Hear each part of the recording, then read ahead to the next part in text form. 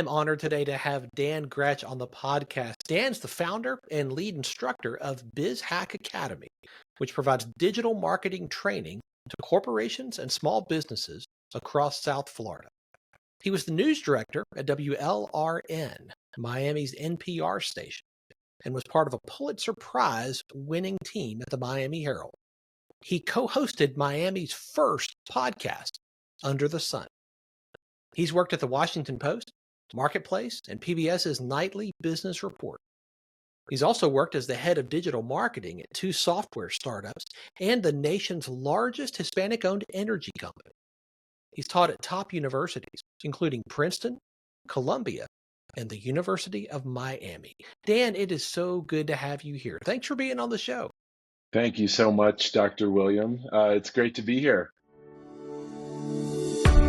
Welcome to Catalytic Leadership, the podcast designed to help leaders intentionally grow and thrive. Here is your host, author, and leadership and executive coach, Dr. William Attaway.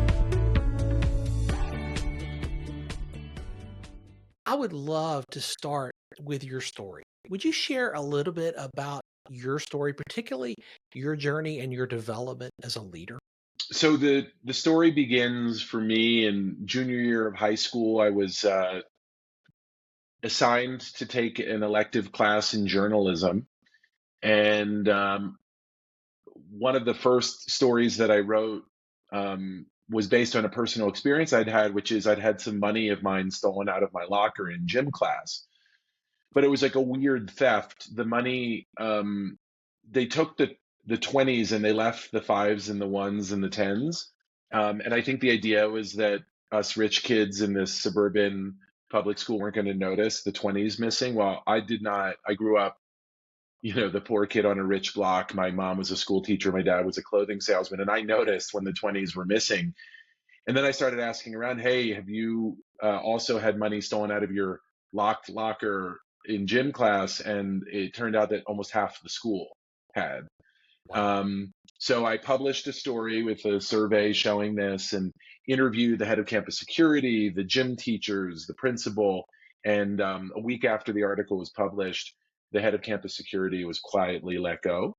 It turns out he had been orchestrating this theft ring. And it was sort of like the wet bandits. He used the signature technique of only taking 20s.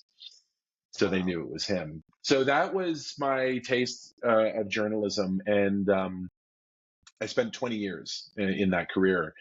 The other thing that was very formative for me also happened in high school is I was a very active soccer player. In fact, my grandfather was a professional soccer player in Spain, and he also was a soccer coach in La Liga.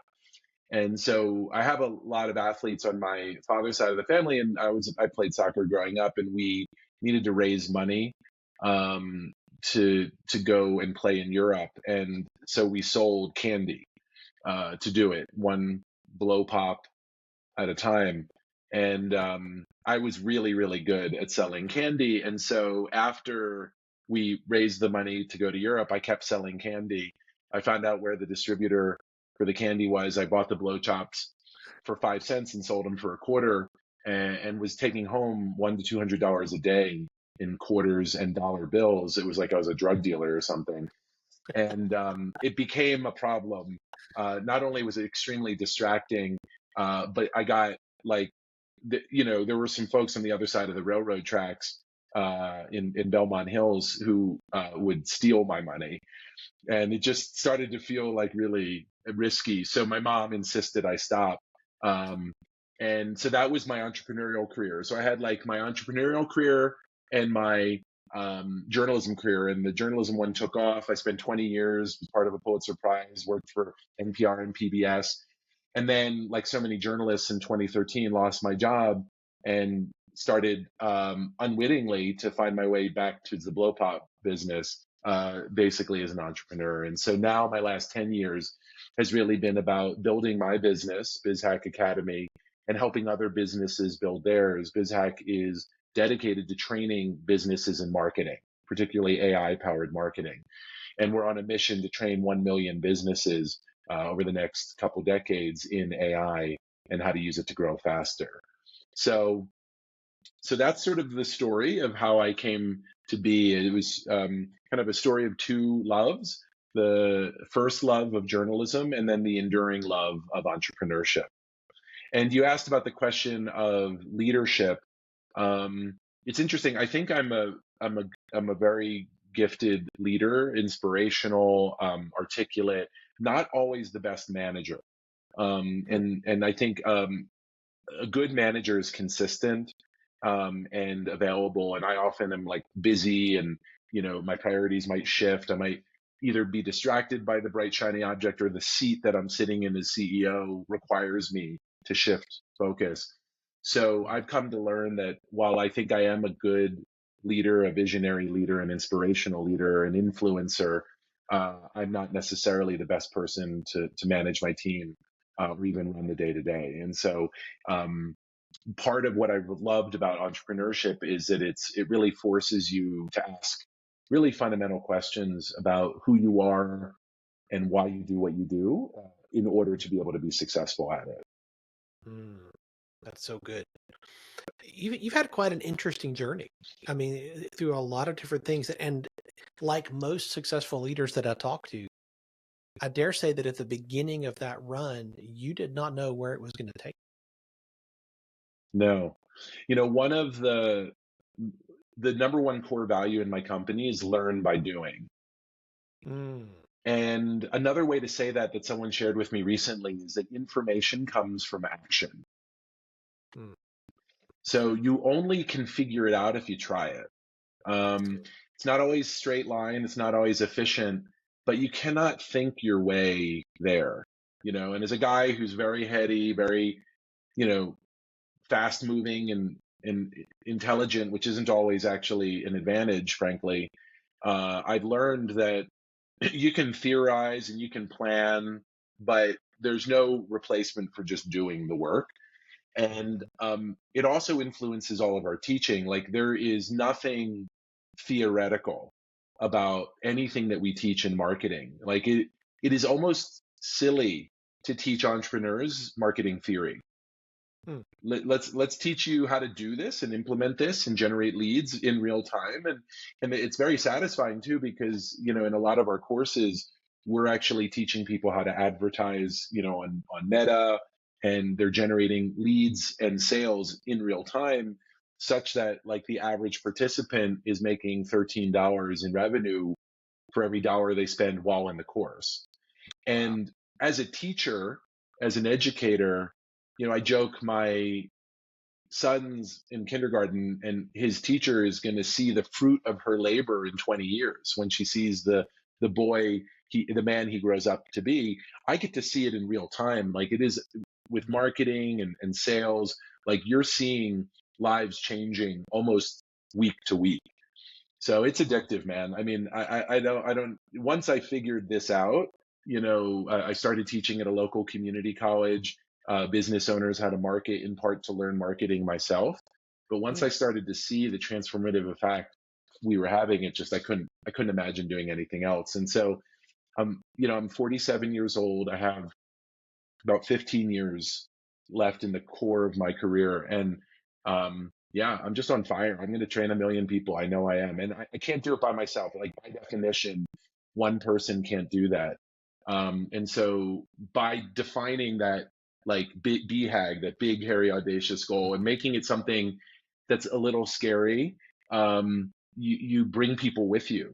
You're talking about leadership. You plant that flag on the top of a big hill, and then you're running after it. And I need to partner with people like you, to help spread the word, to help expose me to new audiences, and ultimately I think the company will need to be acquired or partner with a larger company that's got more scale in order for us to bring what we do to more people. I love the bold vision that you have and your commitment to really investing in the lives of other people to better them and what they're doing. I think that's very admirable. And that's one of the reasons I wanted to have this conversation. So much of what you do is around AI in marketing.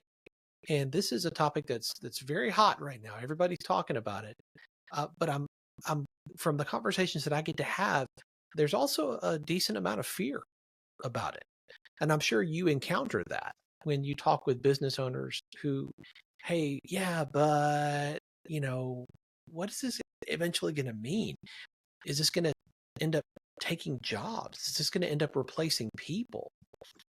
As you hear things like that and so many other things, I'm sure, what would you say to business owners who are operating maybe from a place of fear around Yeah. using AI in their marketing? It's an important question because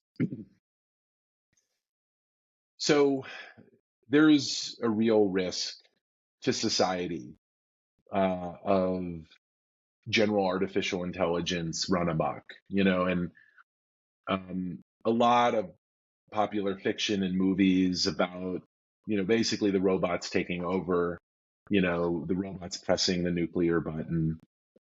And this is real. In fact, the top AI researchers in March of 2023, a little over a year ago, put out a 1-paragraph press release basically saying that the risk of annihilation by AI is as significant as nuclear war and pandemics. Wow. And the signatories of that were people like Sam Altman, the CEO of OpenAI, and Jeffrey Hinton, the father of AI, modern AI. He used to work at Google. So this is not histrionics. This is a genuine warning shot across the bow. Okay. So that's above my pay grade, right? Like that is a Congress level, presidential level, EU level, international agreement level set of guardrails that we need to put, not unlike what we've done with nuclear war. I think that nuclear power, nuclear war, the possibilities to solve our energy problems and the possibilities to blow ourselves up to smithereens is very good as an analogy for AI. I don't see a lot of upside to pandemics, but I do see some upsides to nuclear power. What you've seen, though, is the potential of nuclear power has been completely curtailed by the risk of nuclear war. And so what could have been an energy solution, sustainable and safe, just hasn't happened because of it. So that's what I think is the other risk, is that if we're incautious about or if we regulate it poorly, the most powerful productivity tool in a generation could be curtailed. And so that's the flip side of that. We're not in danger of that right now, but that's certainly the possibility if we overregulate it. So for small businesses, which are the people that I serve, the AI story is a good news story in the sense that it is the average participant in our training. They go to an 8-week course part-time and they save an average of 2 hours a day using these tools. Wow. I mean, there's literally nothing in our lifetimes that has that level of productivity. That's 25% of your time. And then I asked them, like, what are you using the time for? And about 1 out of every 3 say they're using it to grow faster. About 20% say they're using it to spend more time with their family. Wow. I mean, the risk of burnout for us entrepreneurs is so huge. 2 hours a day is breathtaking. I'll give you like a concrete example of what AI has done for me. I blocked 3 days to write a major grant proposal. And I was able to like load in some previous proposals, have AI do the first draft. Anyway, I ended up doing it in 2 days. And on that Friday, I took my kids out of school early and we went to the beach. And I'll never forget, I will forget about that grant proposal. I didn't end up getting it, but I will never forget that day on the beach with my kids. And that's what AI is starting to do for those of us who are forward with using it. That's the good news. That the FOMO risk part is your competitors are using it. Your competitors are getting good with using this. New entrants are coming that are much more efficient than you. If you don't start applying this in your daily life, you will not. Like the train is leaving the station. It's going to either climb aboard or it'll run you over. And I feel like as a society, we have to contend with this fact, which is we all must become future ready and AI enabled. And we failed as a society with digital transformation. To this day, 1 out of every 4 businesses does not have a website. Wow. So we need to it's like a man on the moon type mission. We need to all get ready for this future. And it's important for us individually as business owners and as entrepreneurs and as professionals to be relevant. but it's also like really important for our country to be able to compete with China and India and others that are in many ways ahead of us when it comes to this. Mm.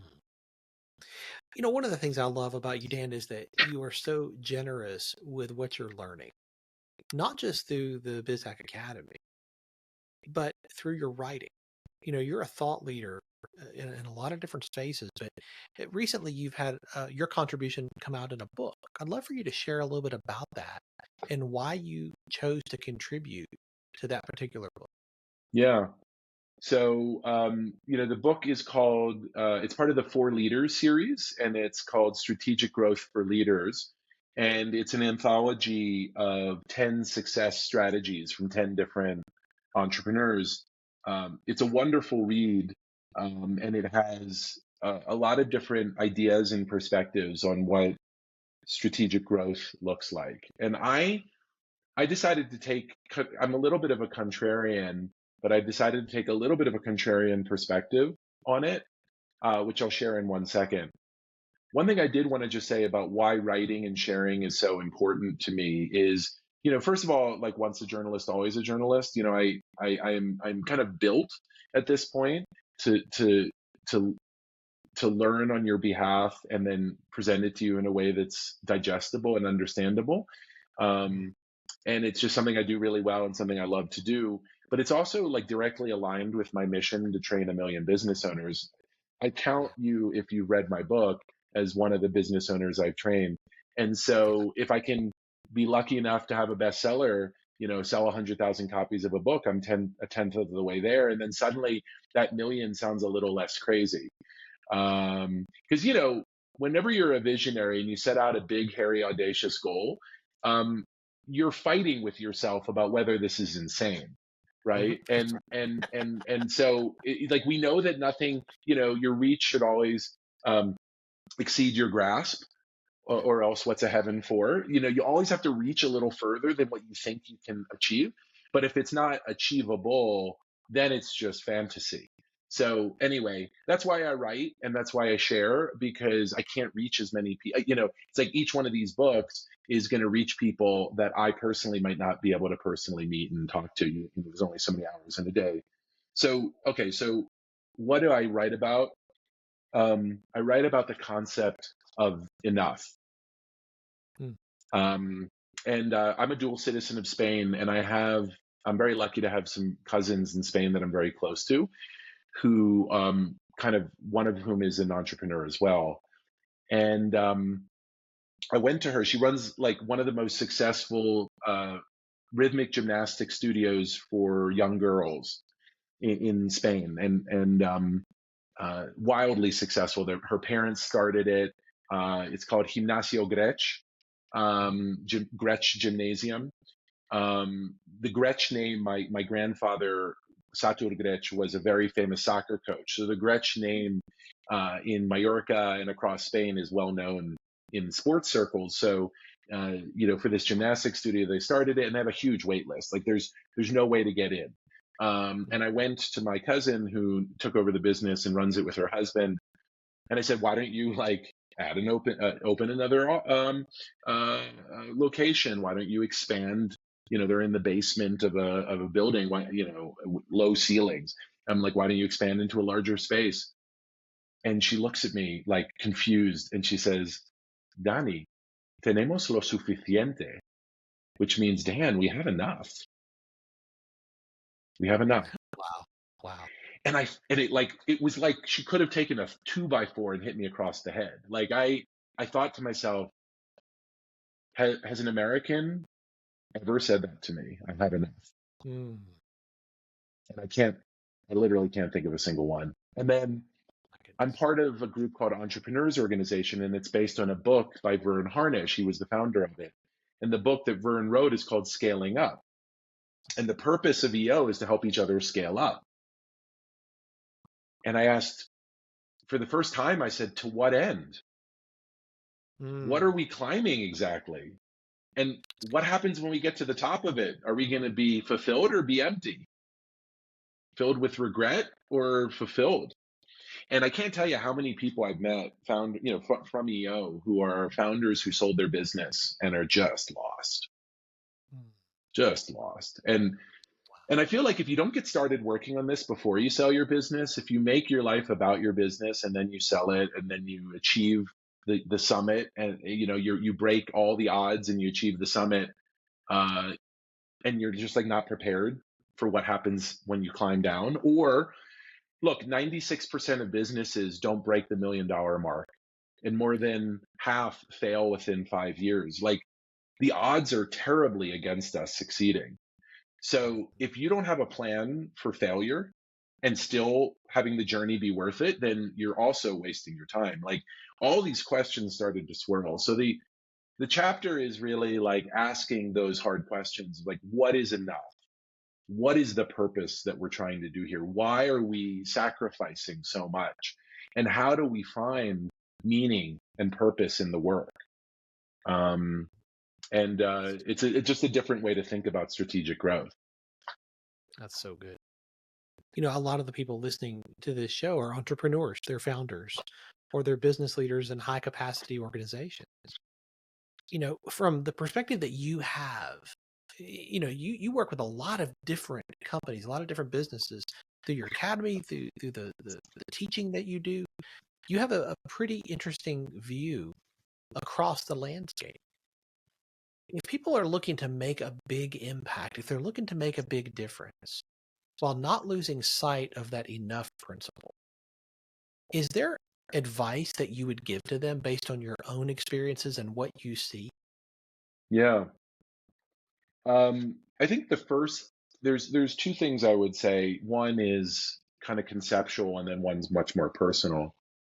Conceptually, they talk about Maslow's hierarchy of need, and at the bottom of the hierarchy are things like shelter and food, and then you go up the hierarchy and it's things like wealth and status, even like companionship. And then at the very, very tippity top is what he called self-actualization. Sure. And there's one really curious thing about the Maslow's hierarchy of need. Everything that's below self-actualization, the more you have, the less you want it. Right? The more food you have, you're sated.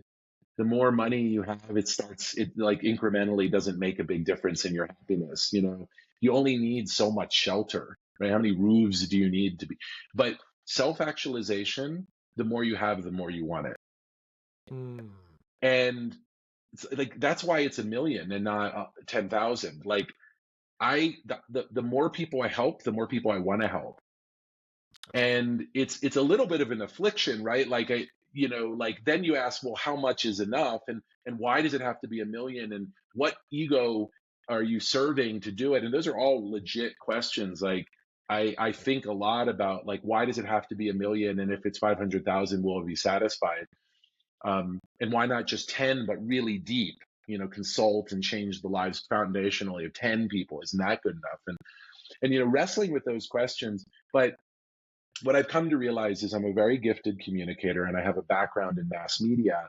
And so I think what I'm here to do, and the thread that ties what got me here and then what's to come, is the ability to communicate verbally and in a written way, in a way that's compelling and entertaining and motivating. And that's my role in this big man to the moon transition from not AI to AI. And I'm specifically focusing on doing that for entrepreneurs to help them grow faster, because small businesses are the heart and soul of our economy, and they make everything worthwhile. Like, they're the local flavor, the coffee shop and the restaurant that makes our lives wonderful. And I love Chipotle and I love Subway, but what a sad world if all our main streets were just chains.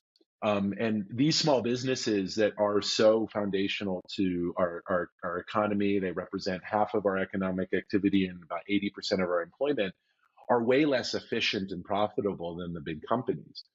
And they're often run at terrible cost to their owners. They are not happy people sometimes, and they don't make a lot of money oftentimes. And so if I can help them with that and leveraging these efficiency tools to do that, oh man, it just like gives me goosebumps. Like, what a great way to, carry out this set of skills and privileges that I've been given, and to be able to I like to say I'm going to either die happy or die trying. We'll see. We'll see which it is. But the other half of your question, which is like my next book, and frankly, like I'm the Pied Piper of this message, is you asked at the beginning of this interview for me to tell a story about leadership, a personal story about leadership, and I started very intentionally before I graduated from high school. With the blow pop story and the journalism exposing the theft ring story. And the reason I started there is because all of us were seeded with what would come for the rest of our lives prior to our 18th birthday. And for many, if not most of us, it's a trauma story. It's a story of something horrible or terrible happening to us that we don't want to ever have anyone have to live through. It could be, like in my case, a story of foundational experiences where the thread runs from my junior year in high school all the way through my entire life. And what I have found, and I've interviewed more than 1,000 business owners, is there is not a single business owner or entrepreneur that I have found where the thing that their business does is an accident. There is always something in their past, usually before they graduated from high school, that seeded that interest, that made them run that kind of business versus all the other kinds of businesses they could have run. And one of my favorite examples of this is one of my best friends is Yoel, and he runs the Miami branch of Mosquito Joe, which is a pest control company specifically for mosquitoes. And mosquito pest control is kind of a newer field. It's only, the technology for it is only maybe a decade or two old. And so it's been a really big growth field, and his business has been hyper successful. But, he lives in South Florida, which is hot as anything. And he's outdoors, he runs a company where they do outdoor spraying. And for many years, he was the sprayer. Now he has, a whole team of people spraying. But I got to tell you, like, of all the business, all the businesses he could have chosen to be a franchise of, why on God's green earth did he pick being outdoor pest control in South Florida? That sounds nuts, right? And like, I would literally bottom of my list, the last thing I would ever do is do mosquito control as a business. Yet he chose that. And I asked him, why, Yoel? Like, why? That's a weird thing to pick. And he said, well, my father was from a Cuban immigrant, and he had a home construction business with two other partners. And he would take me on the job sites, and he has this really cute picture of him as like little Yoel and his dad. And he would take me on the job sites, and he taught me, how to be an entrepreneur. And he told me that when he was ready to retire, he was going to give me the business. And so I grew up, and this was going to be the business. And then his dad died unexpectedly when Yoel was 16, and his two partners bought out the business. And suddenly Yoel not only lost his dad, but he lost his inheritance. He lost his profession. Like, the business was no longer his to inherit. And so then he went into IT, but he had this entrepreneurial bug, and he decided he wanted to start a franchise, and he picked pest control. And I said, Yoel, there's no accident there, man. You're doing the same work as your dad. Your dad made homes safe for families, and that's what you do too. And he said, I'd never thought about it. And he's like, my dad's name was Jose, but everybody called him Joe. Mosquito Joe. So anyway, these are not accidents. I really don't believe these are accidents. And I've had so many conversations with entrepreneurs. What's remarkable is that we can spend 20 or 30 years running a business and not realize what we're doing. And my technique is really simple. I interview them, and I just listen for the stuff that doesn't sound quite like, it doesn't hold together, or it's like surprising. I'll give you another like really quick example. There's Byron Kilbort runs the Runner's Shoe in Pinecrest, Florida, near Miami. And it's an elite running shoe store, and he's a marathoner. So when I was talking to him, I expected him to talk a lot about elite performance and like the Just Do It and Nike, that kind of whole thing. And no, he ended up talking about how most of his clientele are older, and he really doesn't think of himself as an elite running shoe store. He really thinks of himself as a comfort shoe store. Hmm. Right. Curious, right? Like, I mean, anybody with just a curious mind would be like, that's weird. So then I dug in. I said, well, why is your clientele older, and why do you think of yourself as a comfort shoe store? And he said, well, now that you ask, my mother was a Mary Kay saleswoman, and she had cerebral palsy. And I used to load her wheelchair into the trunk of the car so she could do house calls. And she was the number one saleswoman in South Florida. And she never in her whole life had a comfortable pair of shoes. She was in pain every day of her life. Wow. And then he started to cry on this conversation. He's like, she's been dead 27 years, but I know she's so proud of the work that I do. He had never made that connection. Wow. So anyway, dude, I'm just like on earth to do this for people. And then what happens once you figure out why you do what you do? Well, it makes you more resilient. It makes your business more memorable. People understand why you're doing what you're doing, and they want to do business with you to support you on that mission. It attracts the right staff. It attracts the right clients. And then it also aligns with the purpose of the company, right? And how does the company make the world a better place? And so it's just it's really the foundation of your small business brand. And then, finally, like most small businesses, including, this pest control company, there's 10 other pest control companies, including a shoe store. There's 10 other shoe stores. What makes your shoe store different? They're all Me Too businesses. Same with restaurants. Pretty much every small business is a Me Too business. The only real differentiator they have is their story. And so if you get really good at telling that story and letting people know that story, it can profoundly change the trajectory of your business. And there's a beautiful example of this in a small independent, well, it's not that small, in an independent bookstore called Books and Books. Books and Books was founded in 1982 by Mitchell Kaplan. And he was so successful in his early days that Barnes and Noble opened up one block away with the idea of killing his bookstore and taking his clientele. And well, Barnes and Noble is barely surviving Amazon, and Mitchell Kaplan has like 5 or 6 locations of his bookstore, and he's considered one of the most successful independent booksellers in the country. There is like not a single person who reads in Miami who doesn't know the Mitchell Kaplan story. And Mitchell does not discount his books. So you can literally walk, you want to get the latest release, you can go and get it for 40% off a block and a half away, or you can get it at full price at Mitchell's store, and you pay full price. Everybody does. And it's almost like when you go to Mitchell's store, you're not buying a book, you're making a statement about who you are and what you value, and and the importance of a local literary scene.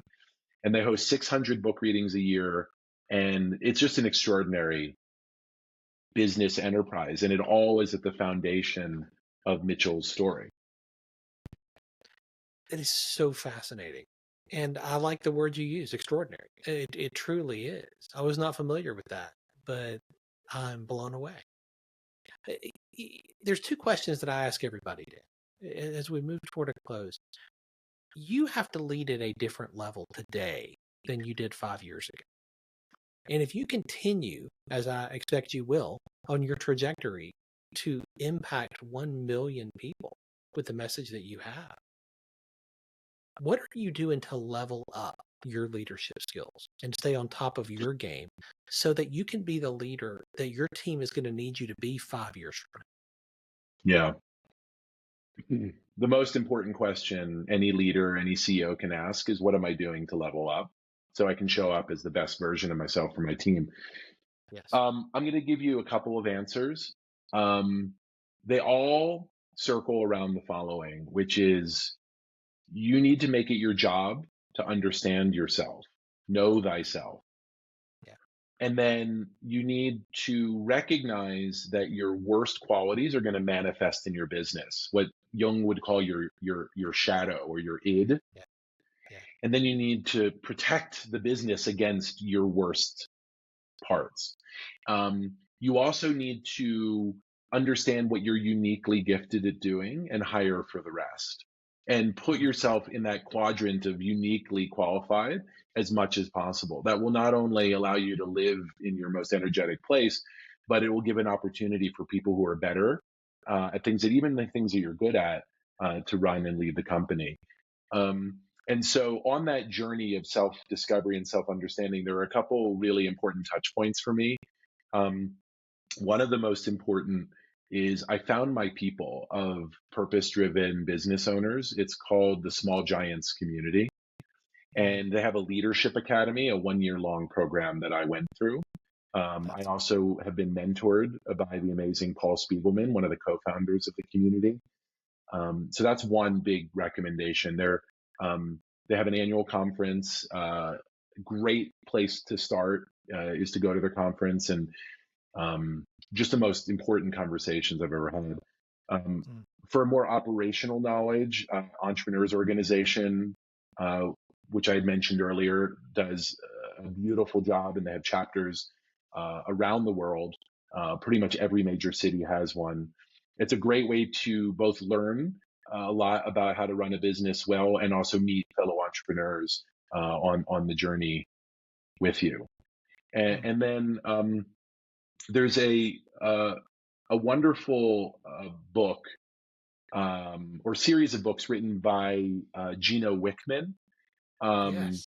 And they're called Traction, and there's a bunch of different books in the Traction library. But a little less well known is he recently wrote a book that is, I'm trying to find it because I'm forgetting the title. Give me one sec.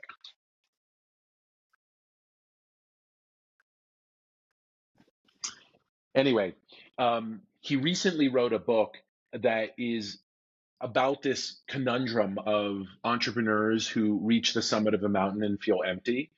And it's a series of 10 disciplines that you can use in order to make sure that you are, attending to the personal part of what you do. And it's the book is called Shine. And it was co-authored with the amazing Rob Dubay. So Gino Wickman and Rob Dubay, Shine. The book has been transformational. It's 10 disciplines. Know thyself is one of the 10 for maximizing your energy as a driven entrepreneur. And he, in addition to having the book and a podcast of the same name, they also run a mastermind group and a training program. And can't tell you how impactful that has been on me, and how highly I would recommend that. So good. Dan, I could talk to you for another hour. So fascinating. Did you have a second question? I'll take it. Yes, you answered it. I was going to say, is there a book that you would recommend There you to go. people who are listening? And you answered it right there as part of that, which is fantastic. I think one of the beautiful parts of a show like this is we get to learn from people who are continual learners. And you offer resources, as you have today, in so many different ways to help people grow and get better intentional. Growth doesn't happen accidentally. No. And there's no such thing as a wasted experience like you've shared. I know people are going to want to stay connected to you, Dan, and continue to learn from you. What is the best way for them to do that? Yeah, thank you for that question. And then if there's time, I had a question for you, just kind of turn the tables on the interviewer. So the best resource for you is to go to my website, bizhack.com. And on that, you'll find a newsletter about our upcoming masterclasses, many of which are free, an ebook, and other great content that will help you kind of move forward in your entrepreneurial journey. We also are very active on social media at BizHack Academy. And we have a large YouTube channel also at BizHack Academy with a lot of recordings and a lot of great content. And we would love for you to check it out and subscribe and join us at some of our live masterclasses. Okay, so Dr. William, my question for you is, Sometimes when I tell these personal stories about why you do what you do, they trigger in the people listening their own little aha moment where they have a story from their childhood that comes to mind. And I was just curious, was there a story that from before you were, graduated from high school that came to mind as I was sharing mine? 100%. When I was 15 years old, I was invited to attend my first leadership conference. It was a high school teacher who saw something in me that I didn't see in myself. And I got on a plane and went and listened and learned about the power of what leadership truly is. And I was hooked. And for nearly 4 decades now, I have been a student of leadership. And for almost 3 decades, I've been pouring into and investing in leaders as a coach, helping them to grow and develop intentionally. But all of that goes back to an invitation that somebody made to me when I was 15 years old. Do you remember the name of that teacher? I do. J. Don Moyer was his name. J. Don Moyer. Do you are you still in touch with Mr. Don Moyer? I was until his death, maybe 5-6 years ago now. Wow. And did you tell Jay that story? It's funny. I had not made that connection. It just like you said, I had not made that connection until about 2 years ago. So And after he passed. After he'd passed, I did not get. I thanked him for his investment in my life because he was one of those teachers that makes a difference. But I had not made that connection between what I have been doing for decades and the ability that I've had to pour into and invest in leaders across the world. I had not connected that with that invitation. And man, that's a conversation that I look forward to having when I see him again. Yeah, that's beautiful. I mean, I'm getting goosebumps. I mean, I have this experience a couple times a week, and I just ask the simple question, tell me a story about your life. And I now know everything I need to know about Dr. William Attaway and why he does what he does, who he's honoring, who's looking over his shoulder from heaven, making sure that he's staying on the right and narrow path. I've no doubt that you have opportunities to make compromises that you don't make because Mr. Don Meyer is watching, and I feel the same about my granddads. One a soccer coach, one a school teacher. I'm honoring their memory in the work that I do, and it's really beautiful. It's more important than money, more important than fame. These seeds that were planted in us, in some ways, these holes that were these vacuums that were created that we spend the rest of our lives trying to fill, really drive so much of what we do and why we do it. And yet, so many of us, myself included, are unconscious about it. And then when it becomes conscious, it's really powerful. Telling that story, it says everything that they need to know about you and why you do what you do, and we understand that you're honoring your childhood teacher. I believe there's no such thing as a wasted experience in your life. Yeah. Everything that you have encountered, everything that has happened to you and for you, is something you can either try to hold in for yourself and try to be a reservoir and hold it all in just for you, or you can be a conduit and you can share that with people around you for their benefit. Yeah. And the latter is what I try to model and what I teach, because I believe that is what it means to truly be catalytic in your leadership. Yeah. Well, thank you for the work that you do. Thank you for having me on, and thank you for carrying forward that legacy. It's a beautiful thing you're up to, and I appreciate being a part of it. And thank you for being here and for sharing so open-handedly today. You're welcome. Thanks for joining me for this episode today. As we wrap up, I'd love for you to do 2 things. First, subscribe to this podcast so you don't miss an episode. And if you find value here, I'd love it if you would rate it and review it. That really does make a difference in helping other people to discover this podcast. Second, if you don't have a copy of my newest book, Catalytic Leadership, I'd love to put a copy in your hands. If you go to catalyticleadershipbook.com, you can get a copy for free. Just pay the shipping so I can get it to you, and we'll get one right out. My goal is to put this into the hands of as many leaders as possible. This book captures principles that I've learned in 20 plus years of coaching leaders in the entrepreneurial space, in business, government, nonprofits, education, and the local church. You can also connect with me on LinkedIn to keep up with what I'm currently learning and thinking about. And if you're ready to take a next step with a coach to help you intentionally grow and thrive as a leader, I'd be honored to help you. Just go to catalyticleadership.net to book a call with me. Stay tuned for our next episode next week. Until then, as always, leaders, choose to be catalytic. Thanks for listening to Catalytic Leadership with Dr. William Attaway. Be sure to subscribe wherever you listen to podcasts so you don't miss the next episode. Want more? Go to catalyticleadership.net.